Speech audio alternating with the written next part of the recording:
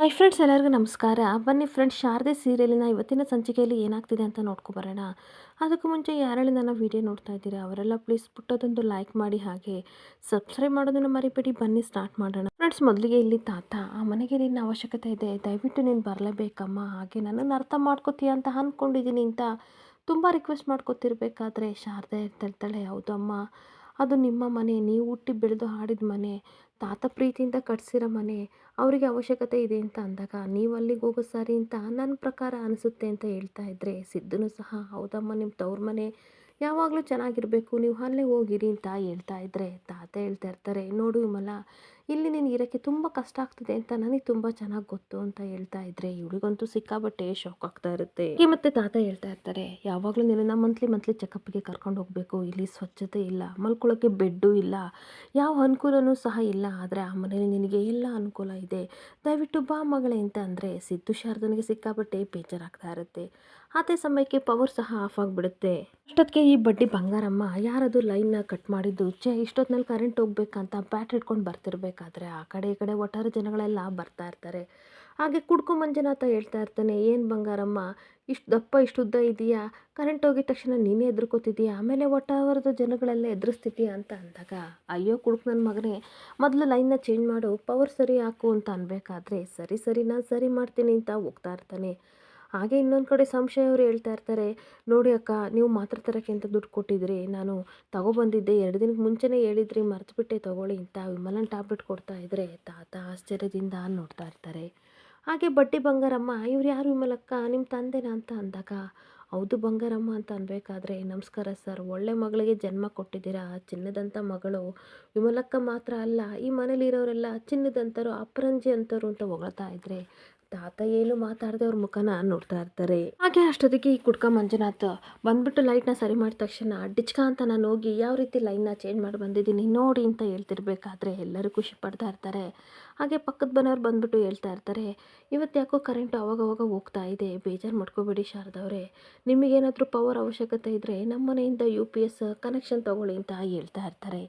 ಹಾಗೆ ಮಂಗಳಕ್ಕನೂ ಸಹ ಬಂದ್ಬಿಟ್ಟು, ಎಲ್ಲರೂ ಇಲ್ಲೇ ಇದ್ದೀರಾ, ಮಾರಮ್ಮನ ದೇವಸ್ಥಾನಕ್ಕೆ ಹೋಗಿದ್ದೆ, ಅಲ್ಲಿ ಪ್ರಸಾದ ಕೊಟ್ಟರು, ಎಲ್ಲರೂ ತಗೊಳ್ಳಿ ಅಂತ ಖುಷಿಯಿಂದ ಎಲ್ಲರಿಗೂ ಕೊಡ್ತಾ ಇದ್ರೆ ತಾತ ಎಲ್ಲರನ್ನೂ ಒಂದು ಕಡೆಯಿಂದ ತುಂಬ ಆಶ್ಚರ್ಯದಿಂದ ನೋಡ್ತಾ ಇರ್ತಾರೆ. ಮಂಗಳಕ್ಕ ಪ್ರಸಾದ ಕೊಟ್ಟಿದ್ದಕ್ಕೆ ಥ್ಯಾಂಕ್ಸ್ ಅಂತ ಅನ್ಬೇಕಾದ್ರೆ, ಇದಕ್ಕೆಲ್ಲ ಥ್ಯಾಂಕ್ಸ್ ಹೇಳ್ತಾರೆ ವಿಮಲಕ್ಕ, ನೀವು ಸಹ ದೇವಸ್ಥಾನಕ್ಕೆ ಹೋದಾಗ ನಮಗೋಸ್ಕರ ತರ್ತೀರಲ್ವ, ಅದಕ್ಕೆ ನಾನು ಕೊಟ್ಟೆ ಅಷ್ಟೇ, ಸರಿ ಬರ್ತೀನಿ, ಮಕ್ಳಿಗೆ ಊಟ ಮಾಡಿಸ್ಬೇಕು, ಮಲ್ಕೋತಾರೆ ಅಂತ ಮಂಗಳಕ್ಕ ಹೋಗ್ತಾ ಇದ್ರೆ ಬಡ್ಡಿ ಬಂಗಾರಮ್ಮ ಎಲ್ಲರೂ ಸಹ ಬರ್ತೀವಿ ಅಂತ ಹೋಗ್ತಾ ಇರ್ತಾರೆ.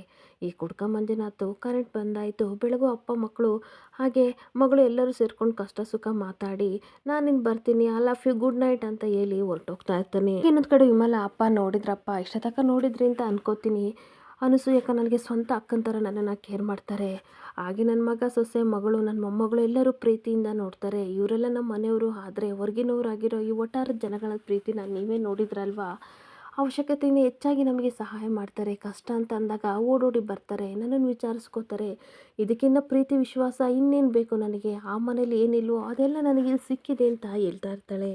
ಹಾಗೆ ಇಲ್ಲಿ ನನ್ನನ್ನು ಎಷ್ಟು ಚೆನ್ನಾಗಿ ನೋಡ್ಕೋತಿದ್ದಾರೆ ಅಂತ ನಿಮಗೆ ಗೊತ್ತಾಯ್ತಲ್ಲ ಅಂತ ಅಂದಾಗ, ಹಾಗಲ್ಲ ಕಣಮ್ಮ ಅಂತ ಅನ್ಬೇಕಾದ್ರೆ, ನೋಡಿ ಅಪ್ಪ, ಆ ಮನೆಗೆ ನನ್ನ ಅವಶ್ಯಕತೆ ಇದೆ ಅಂತ ಅಂದರೆ ಅದಕ್ಕೆ ಯೋಚನೆ ಮಾಡ್ತಾ ಇದ್ದೆ, ಅದು ಬಿಟ್ಬಿಟ್ಟು ಇಲ್ಲಿ ಕಷ್ಟ ಆಗುತ್ತೆ ಅದಕ್ಕೆ ನಿನ್ನನ್ನು ಕರ್ಕೊಂಡು ಹೋಗ್ತೀನಿ ಅಂತ ಹೇಳ್ತಾ ಇದ್ದೀರಲ್ಲ, ಆ ಮಾತನ್ನ ನೀವು ವಾಪಸ್ ಹಿಂದೆ ತೊಗೊಳ್ಳಿ ಅಪ್ಪ, ಆ ರೀತಿ ನನಗೇನೂ ಆಗಿಲ್ಲ, ನನ್ನನ್ನೆಲ್ಲರೂ ತುಂಬ ಚೆನ್ನಾಗಿ ನೋಡ್ಕೋತಿದ್ದಾರೆ ಅಂತ ಹೇಳ್ತಾ ಇರ್ತಾಳೆ.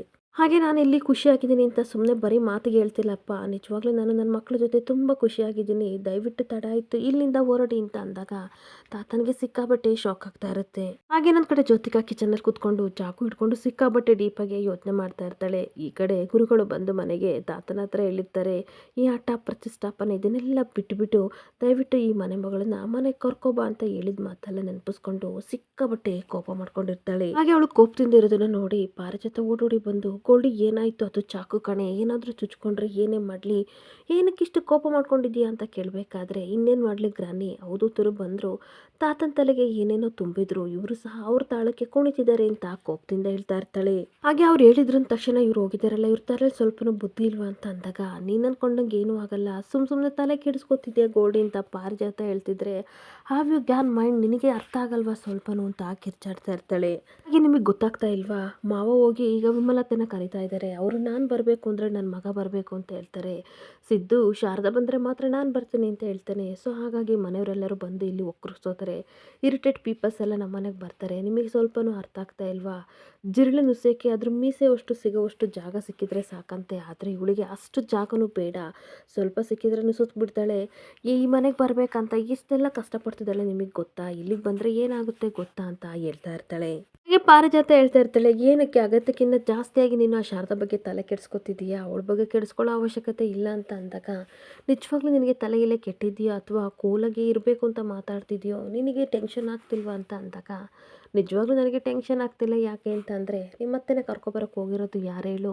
ನಿಮ್ಮ ತಾತ ವಜ್ರಮಿನಿಗಿನ ಜಾಸ್ತಿ ಕೋಪ ಇರುವಷ್ಟು ನಿಮ್ಮ ತಾತ ಹೋಗಿರೋದು ಕರ್ಕೊಬರೋಕ್ಕೆ.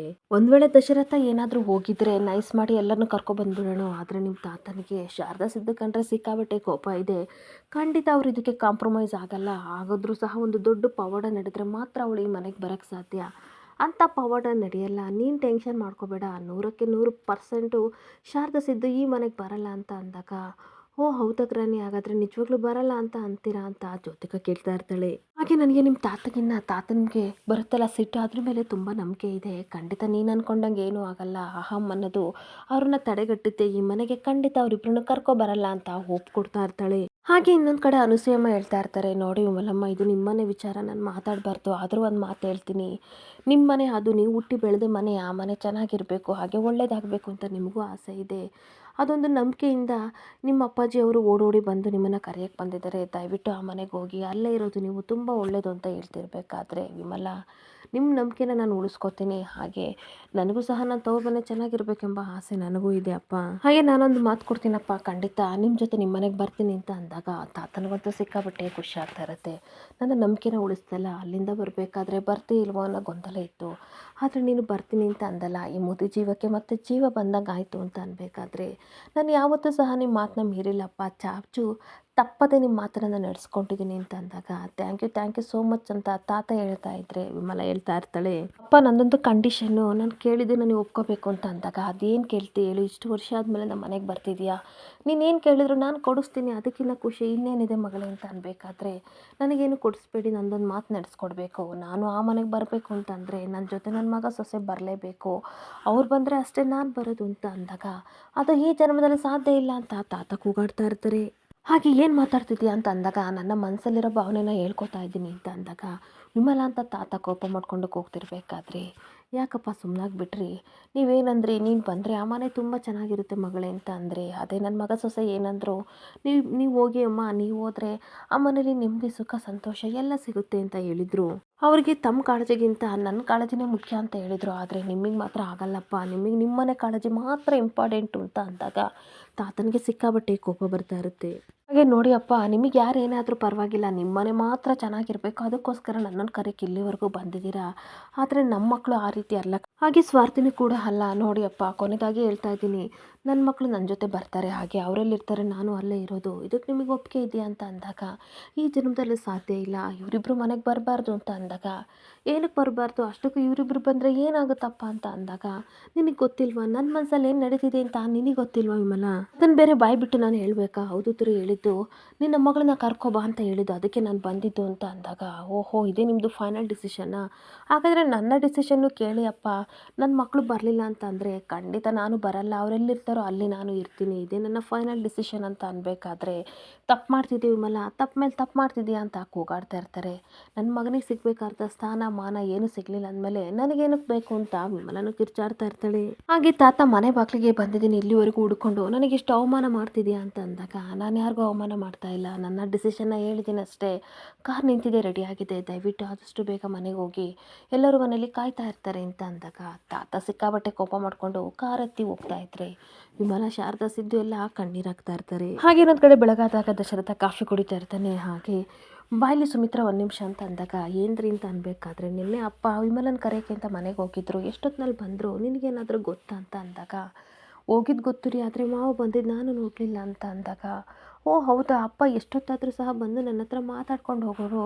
ಅಪ್ಪ ಎಷ್ಟೊತ್ತಿಗೆ ಬಂದರು ಅಂತ ನನಗೆ ಗೊತ್ತಿಲ್ಲ ಅಂತ ಯೋಚನೆ ಮಾಡ್ತಿರ್ಬೇಕಾದ್ರೆ ಅಷ್ಟೊತ್ತಿಗೆ ತಾತ ಬರ್ತಾರೆ. ನೋಡ್ರಿ ಮಾವನವರೇ ಬಂದರು ಅಂತ ಸುಮಿತ್ರಾ ಹೇಳ್ತಾ ಇರಬೇಕಾದ್ರೆ, ಅಪ್ಪ ನೆನ್ನೆ ಹೋಗಿದ್ದ ಕೆಲಸ ಏನಾಯಿತು ವಿಮಲ ಒಪ್ಕೊಂಡ್ಲಾ ಅಂತ ಅಂದಾಗ ಪಾರಿಜಾತ ಅವಳೆಲ್ಲ ಒಪ್ಕೋತಾಳೆ, ಅವಳು ಖಂಡಿತ ಒಪ್ಕೊಳ್ಳಲ್ಲ, ಅವ್ರ ಮಕ್ಕಳೆಲ್ಲ ಬಂದರೆ ಮಾತ್ರ ಬರ್ತೀನಿ ಅಂತ ಹೇಳಿರ್ತಾಳೆ, ಬಿಡು ದಶರಥ ಅಂತ ಅಂದಾಗ, ನೋಡಿ ಚಿಕ್ಕಮ್ಮ ನಿಮ್ಮ ಜೊತೆ ನಾನು ಮಾತಾಡ್ತಾ ಇಲ್ಲ, ನಮ್ಮ ಅಪ್ಪನ ಹತ್ರ ಮಾತಾಡ್ತಾ ಇದ್ದೀನಿ, ನೀವು ಹೇಳಿ ಅಪ್ಪ ಹೋಗಿದ್ದ ಕೆಲಸ ಏನಾಯಿತು ವಿಮಲ ಒಪ್ಕೊಂಡ್ಲಾ ಅಂತ ಅಂದಾಗ, ನನಗೆ ಗೊತ್ತಲ್ಲೋ ಅವಳು ಎಷ್ಟು ಹಠ ಮಾಡ್ತಾಳೆ ಅಂತ, ತನ್ನ ಮಕ್ಕಳು ಬಿಟ್ಟು ಬರಲ್ಲ ಅಂತ ಹೇಳಿದ್ಲು ಅಂತ ತಾತ ಹೇಳ್ತಾ ಇದ್ರೆ, ಓ ಹೌದಪ್ಪ ನನಗೆ ಗೊತ್ತಿತ್ತು ಇದೇ ರೀತಿ ಆಗುತ್ತೆ ಅಂತ ನನಗೆ ಗೊತ್ತಿತ್ತು ಅಂತ ದಶರಥ ಹೇಳ್ತಾ ಇದ್ರೆ, ಸ್ವಲ್ಪ ದೂರ ಹೋಗಿ ಪಾರಿಜಾತ ಈ ಕಡೆ ಜ್ಯೋತಿಕನಿಗೆ ಕಾಲ್ ಮಾಡ್ತಾ ಇರ್ತಾಳೆ, ಗೋಲ್ಡಿ ಬೇಗ ಬಾ, ನಿನ್ನೆ ಎಷ್ಟು ಟೆನ್ಷನ್ ಮಾಡ್ಕೊಂಡಿದ್ದೆ ಈ ವಿಷಯಕ್ಕೋಸ್ಕರ, ಇಲ್ಲಿ ಒಂದು ದೊಡ್ಡ ಡ್ರಾಮಾನೇ ನಡೀತಾ ಇದೆ, ಅದನ್ನು ನೋಡಿ ಸಿಕ್ಕಾಪಟ್ಟೆ ಕೂಲಾಗಿ ಫ್ರೆಶ್ ಆಗಿವಂತೆ, ಬಾ ಬಾ ಅಂತ ಜ್ಯೋತಿಕನ ಕೆಳಗಡೆ ಕರೀತಾ ಇರ್ತಾಳೆ.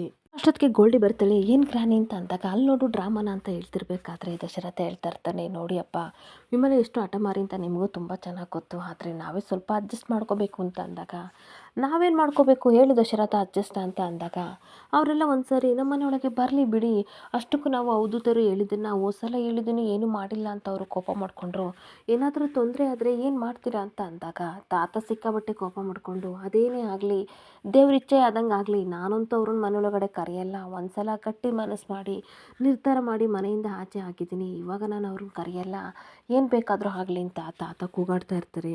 ಅವರಿಬ್ಬರು ಜಗಳಾಡೋದನ್ನ ನೋಡಿ ಜ್ಯೋತಿಕ ಸಿಕ್ಕಾಪಟ್ಟೆ ಖುಷಿ ಪಡ್ಕೊಂಡು ಬಂಪರ್ ಮೇಲೆ ಬಂಪರು ಗ್ರಾನಿ, ಈ ಕಡೆ ವಿಮಲತ್ತೇನೂ ಬರಲ್ಲ, ಸಿಟ್ಟು ಶಾರದನೂ ಬರಲ್ಲ, ಇದ್ದಿದ್ದೊಂದು ಅವಕಾಶನೂ ಸಹ ಅವರು ಕಳ್ಕೊಬಿಟ್ರು, ನನಗಂತೂ ತುಂಬ ಖುಷಿ ಆಗ್ತಿದೆ ಅಂತ ಅಂದಾಗ, ನಾನು ನೆನ್ನೆನೇ ಹೇಳಿದೆ ತಾನೇ ಸುಮ್ಮನೆ ನೀನು ಆತಂಕ ಪಡ್ಕೊಂಡೆ, ಇವಾಗ ಹ್ಯಾಪಿನ ಅಂತ ಪಾರಿಜಾತ ಕೇಳ್ತಿರ್ಬೇಕಾದ, ಐ ಆಮ್ ಸೋ ಹ್ಯಾಪಿ, ಇವಾಗ ನೋಡಿ ಯಾವ ರೀತಿ ಬತ್ತೆ ಇಡ್ತೀನಿ ಅಂತ ತಾತನ ಹತ್ರ ಬರ್ತಾ ಇರ್ತಾಳೆ.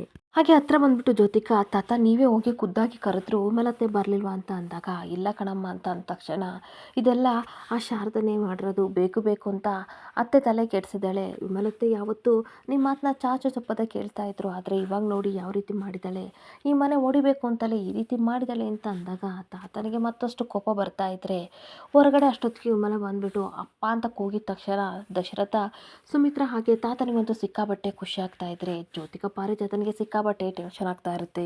ಹಾಗೆ ವಿಮಲನ ನೋಡಿ ಎಲ್ಲರಿಗೂ ಸಿಕ್ಕಾಬಟ್ಟೆ ಖುಷಿ ಆಗ್ತಾ ಇರುತ್ತೆ. ಹಾಗೆ ಶಾರದಾ ತನ್ನ ಎತ್ತಮ್ಮನ ನೋಡಿ ಸಿಕ್ಕಾಬಟ್ಟೆ ಖುಷಿ ಪಡ್ತಾ ಇದ್ರೆ, ತಾತನಿಗೂ ಸುಮಿತ್ರನಿಗೂ ಸಿಕ್ಕಾಬಟ್ಟೆ ಕೋಪ ಬರ್ತಾ ಇರುತ್ತೆ. ಹಾಗೆ ವಿಮಲ ಕಣ್ಣೀರು ಹಾಕೊಂಡು ಹೇಳ್ತಾ ಇರ್ತಾಳೆ, ಯಾಕಪ್ಪ ನನ್ನನ್ನು ಈ ರೀತಿ ನೋಡ್ತಿದ್ದೀರಾ, ನೀವೇ ಖುದ್ದಾಗಿ ನನ್ನನ್ನು ಕರೆದ್ರೂ ಸಹ ನಾನು ಬರಲ್ಲ ಅಂತ ಹೇಳಿದೆ, ಇವಾಗ ಬಂದಿದ್ದಕ್ಕೆ ನೋಡ್ತಾ ಇದ್ದೀರಾ ಅಂತ ಅಂದಾಗ, ಇಲ್ಲ ವಿಮಲ ಅಪ್ಪನ ಮನಸ್ಸು ಮುಖ ತುಂಬ ಬೇಜಾರಾಗಿತ್ತು, ಆದರೆ ನಿನ್ನನ್ನು ನೋಡಿ ಇವರಿಗೆ ಎಷ್ಟು ಖುಷಿಯಾಗಿದೆ ಗೊತ್ತಾ ಅಂತ ದಶರಥ ಹೇಳ್ತಾ ಇರ್ತಾನೆ.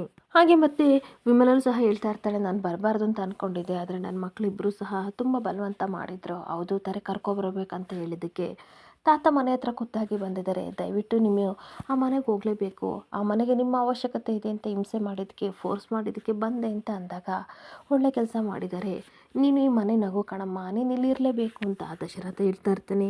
ಹಾಗೆ ತಾತ ನೀನು ಬಂದು ನನಗೆ ಸಿಕ್ಕಾಪಟ್ಟೆ ನೆಮ್ಮದಿ ಆಯಿತು, ಸುಮಿತ್ರ ವಿಮಲನ ಒಳಗಡೆ ಕರ್ಕೊ ಅಂತ ಅಂದ ತಕ್ಷಣ ದಶರಥನಿಗೆ ಈ ಕಡೆ ಸಿದ್ದು ಹೇಳ್ತಾ ಇರ್ತಾನೆ, ನೋಡಿ ಮಾವ ನಮ್ಮಮ್ಮ ಅಂದರೆ ಇಷ್ಟ ಅಂತ ನಿಮಗೆಲ್ಲ ತುಂಬ ಚೆನ್ನಾಗಿ ಗೊತ್ತು, ಈ ಮನೆಗೆ ಒಳ್ಳೇದಾಗುತ್ತೆ ಅನ್ನೋ ಒಂದೇ ಒಂದು ಕಾರಣಕ್ಕೆ ಅಮ್ಮನ ಇಲ್ಲಿ ಬಿಟ್ಟು ಹೋಗ್ತಿದ್ದೀನಿ ಅಂತ ಅಂದಾಗ, ಶಾರದಾ ಸಹ ಕಣ್ಣೀರು ಹಾಕ್ಕೊಂಡು, ಅಮ್ಮನ ಬಿಟ್ಟಿರೋಕ್ಕೆ ನಮಗೂ ಕಷ್ಟ ಆಗುತ್ತೆ, ಅಮ್ಮ ಟೈಮಿಗೆ ಕರೆಕ್ಟಾಗಿ ಊಟ ತಿಂಡಿ ಮಾತ್ರೆ ತೊಗೊಳ್ಳಿ, ಹಾಗೆ ಔಷಧಿ ಎಣ್ಣೆ ಎಲ್ಲನೂ ತೊಗೊಳ್ಳೋದನ್ನು ಮರಿಬೇಡಿ, ಕಾಲಿಗೆಲ್ಲ ಎಣ್ಣೆ ಮಸಾಜ್ ಮಾಡಿ ನಾವಿಲ್ಲಿ ಬರ್ತೀವಿ ಅಂತ ಕಣ್ಣೀರು ಹಾಕ್ಕೊಂಡು ಹೊರಟೋಗ್ತಿದ್ರೆ, ವಿಮಲ ಸಿಕ್ಕಾಬಟ್ಟೆ ಒಳೊಳಗೆ ನೋವು ಪಡ್ತಾ ಇರ್ತಾಳೆ.